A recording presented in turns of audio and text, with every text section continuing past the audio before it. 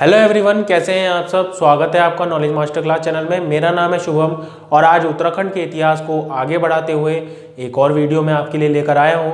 उम्मीद करता हूं आप पिछली वीडियोस देख रहे होंगे और जो अंतिम वीडियो मेरी थी उसमें मैंने गोरखा शासन के बारे में बताया था और कि मैंने बताया था आपको कि किस तरह प्रद्युमन शाह के जो पुत्र होते हैं सुदर्शन शाह, वो केवल एक छोटी सी रियासत टिहरी रियासत के शासक बनकर रह जाते हैं। उसी से आगे बात करने में आज आया हूँ और मैं आपको आज बताने जा रहा हूँ टिहरी रियासत के बारे में। चलिए टिहरी रियासत शुरू करते हैं। तो टिहरी रियासत के जो प्रथम शासक थे वो सुदर्शन शाह थे।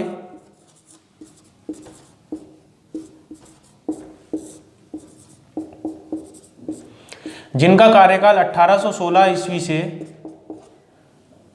1859 ईस्वी तक था। अब जो ये टिहरी रियासत के प्रथम शासक थे, इनके बारे में मुख्य बात यह है, ये टिहरी रियासत के प्रथम शासक थे।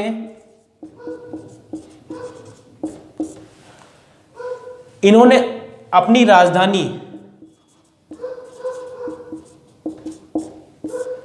श्रीनगर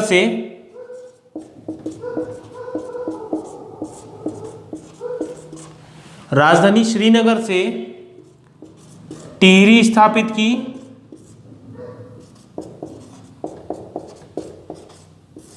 राजधानी श्रीनगर से टिहरी स्थापित की और अंग्रेजों की मदद से,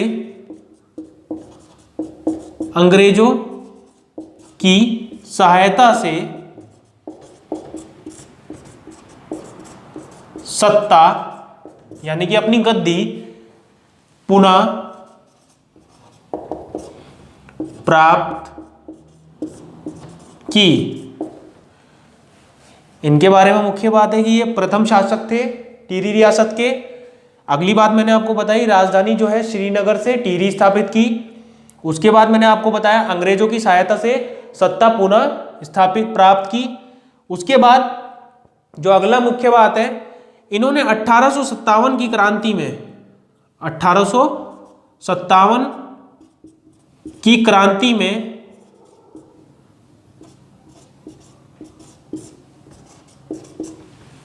अंग्रेजों का साथ दिया था।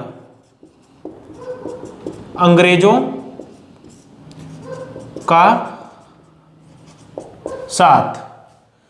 तो इन्होंने, इनके बारे में ये मुख्य बातें हैं जो मैंने आपको बताई। अंतिम बात मैंने आपको बताई 1857 की जो क्रांति हुई थी उसमें इन्होंने अंग्रेजों का साथ दिया था। तो इसके बाद जो अगला शासक है हम उस पर चलते हैं। तो अगला शासक जो होता है हमारा वो है भवानी शाह।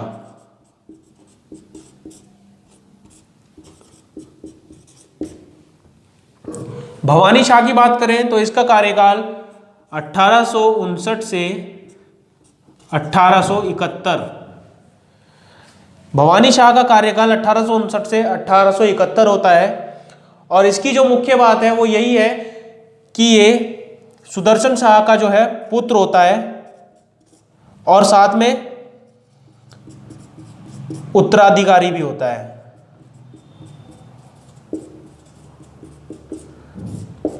इनकी मुख्य बात यही है कि ये सुदर्शन शाह का पुत्र और उत्तराधिकारी होता है। इसको मिटा देते हैं, आगे चलते हैं।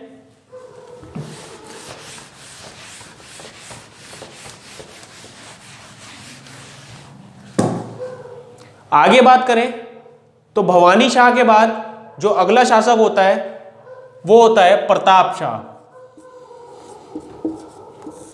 प्रताप शाह। और जो प्रताप शाह का कार्यकाल होता है वो होता है 1871 से 1886। प्रताप शाह का कार्यकाल 1871 से 1886। और ये टिहरी रियासत में इन्होंने जो कार्य करे थे वो कुछ मुख्य कार्य करे थे, उन्होंने प्रमुख कार्य करे थे जो आपको एग्जाम की दृष्टि से, परीक्षा की दृष्टि से याद रखने बहुत जरूरी है। इनके बारे में पूछा जाता है कि ये प्रताप इंटर कॉलेज की स्थापना किसने करी थी। चलिए मैं बताता हूं आपको। तो ये अंग्रेजी, हिंदी, उर्दू,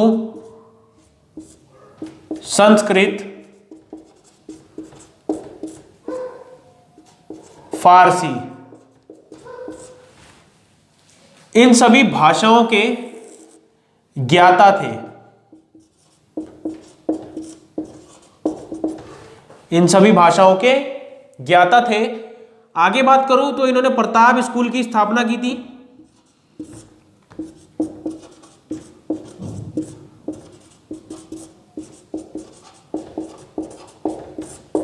प्रताप स्कूल की स्थापना की थी, जो आगे चलकर प्रताप इंटर कॉलेज के नाम से प्रसिद्ध हुआ, के नाम से प्रसिद्ध हुआ। मुख्य बात मैंने आपको बताई, प्रताप स्कूल की स्थापना की थी और प्रताप इंटर कॉलेज के नाम से बाद में जो स्कूल जो है प्रसिद्ध हुआ। उसके बाद इनकी मुख्य बात जो है, इन्होंने अंग्रेजी शिक्षा,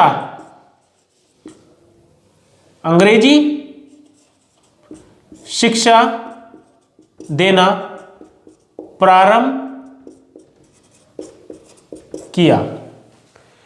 तो ये थे इनके कुछ मुख्य बातें। अब चलते हैं अगले शासक की ओर। इसको मिटा देते हैं।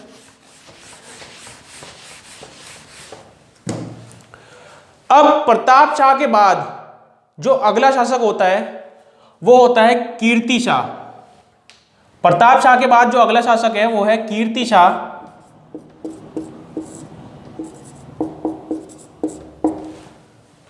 जो 1886 से 1913 तक शासन करता है।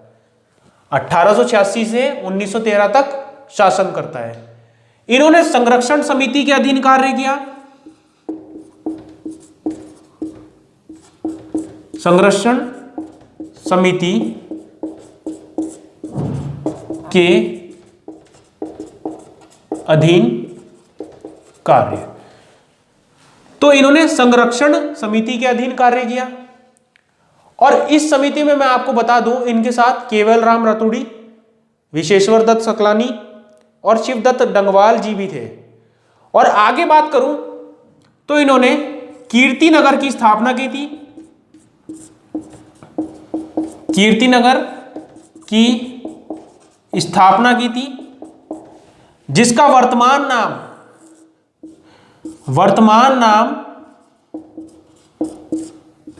नाम श्रीनगर है। श्रीनगर है, तो कीर्तिनगर वर्तमान नाम श्रीनगर है। और इनकी मुख्य बात यह है कि इन्होंने बैंक, स्कूल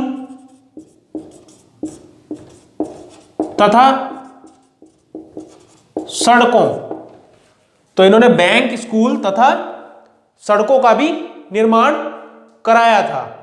अब इसके बाद अगले शासक की ओर चलते हैं। तो अगला जो हमारा शासक होता है वो होता है नरेंद्र शाह। अब हम चलते हैं नरेंद्र शाह की ओर। तो अगला शासक हमारा नरेंद्र शाह होता है। नरेंद्र शाह जो शासन करता है 1913 से 1946 तक। नरेंद्र शाह 1913 से 1946 तक शासन करता है। और इसकी समय की जो मुख्य बात है वो है, नरेंद्र शाह ने नरेंद्र नगर की स्थापना। तो नरेंद्र शाह ने नरेंद्र नगर की स्थापना की थी। और इन्हीं के समय में श्रीदेव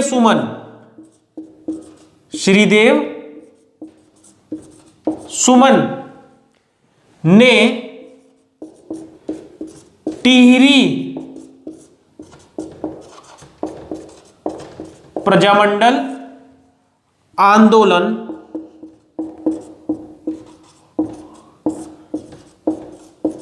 शुरू किया। तो इन्हीं के समय में श्रीदेव सुमन ने टिहरी प्रजामंडल आंदोलन शुरू किया। और मैं आपको बता दूं 84 दिनों की भूख हड़ताल भी की इन्होंने इस आंदोलन के दौरान। 84 दिनों की भूख हड़ताल की। तो इन्होंने 84 दिनों की भूख हड़ताल की थी इसी आंदोलन के दौरान। टिहरी प्रजामंडल आंदोलन के दौरान इन्होंने 84 दिनों की भूख हड़ताल की, जिसके फलस्वरूप 25 जुलाई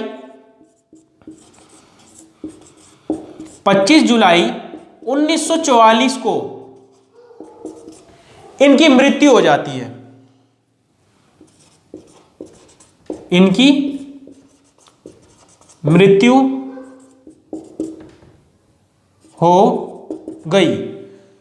तो मैंने आपको बताया कि श्रीदेव सुमन जी ने, जो नरेंद्र शाह के शासनकाल में थे, उन्होंने टिहरी प्रजामंडल आंदोलन जो है शुरू किया। उसमें इन्होंने 84 दिनों की जो है भूख हड़ताल की। उसके बाद 25 जुलाई 1944 को जो उन्होंने भूख हड़ताल की थी, उसी के उसमें इनकी जो है मृत्यु हो जाती है। तो ये नरेंद्र शाह के समय में कुछ मुख्य बातें हैं जिनको आपको याद करना है और जो परीक्षा की दृष्टि से अति महत्वपूर्ण है। आगे बात करें तो इसके बाद अंतिम शासक है हमारा मानवेंद्र शाह। नरेंद्र शाह के बाद जो शासक है वो है मानवेंद्र शाह। अब मानवेंद्र शाह की जो है हम कुछ मुख्य बातें जानेंगे। मानवेंद्र शाह, तो मानवेंद्र शाह का जो शासनकाल का समय है वो है 1946 से 1949। 1946 से 1949। अब बात करें आगे तो ये टिहरी रियासत के अंतिम शासक थे। अंतिम शासक, एक ये मुख्य बात है इनकी। और दूसरी मुख्य बात है इनके समय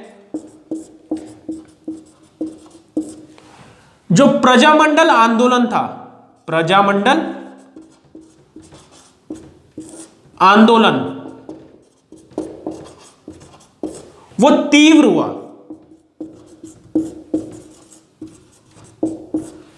तो इनके समय प्रजामंडल आंदोलन तीव्र हुआ, यानी कि और तेज हो गया। और इसी के साथ इस आंदोलन का जो फल निकला वो ये निकला कि 1 अगस्त 1949, जो आखिरी मैंने आपको बताया शासक है, इसका शासनकाल 1949 तक होता है। तो 1 अगस्त 1949 को टिहरी प्रजामंडल आंदोलन जो तीव्र हो गया था, उसकी बदौलत 1 अगस्त 1949 को टिहरी रियासत का विलय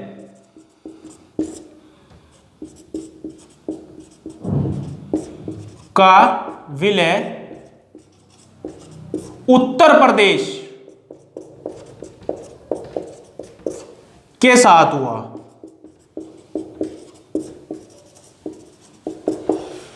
यानी कि यह उत्तर प्रदेश में मिल गया अब। ठीक, तो ये थी कुछ टिहरी रियासत की मुख्य बातें। और जितने भी शासक थे मैंने आपको सभी शासक बता दिए। 1816 शुरू करते हैं हम सुदर्शन शाह से, जो टिहरी रियासत के प्रथम शासक थे। और अंतिम शासक मैंने आपको बताया मानवेंद्र शाह, जो 1 अगस्त 1949 को फिर टिहरी रियासत का जो विलय हो जाता है उत्तर प्रदेश के साथ। तो यही इसको खत्म करते हैं। और आगे जब बात करेंगे तो मैं आपको बताऊंगा कि किस तरह स्वतंत्रता संग्राम में जो है राज्य की भूमिका रही। तो उसके लिए भी आप इंतजार कीजिए, जल्दी मैं एक वीडियो और लाऊंगा। तब तक के लिए आप इसको देखिए। उत्तराखंड के इतिहास में काफ़ी महत्वपूर्ण है ये। और अगर आपने अभी तक हमारा चैनल सब्सक्राइब नहीं किया है तो ज़रूर कर दीजिए और वीडियो को लाइक भी कर दीजिएगा। चलिए, थैंक यू।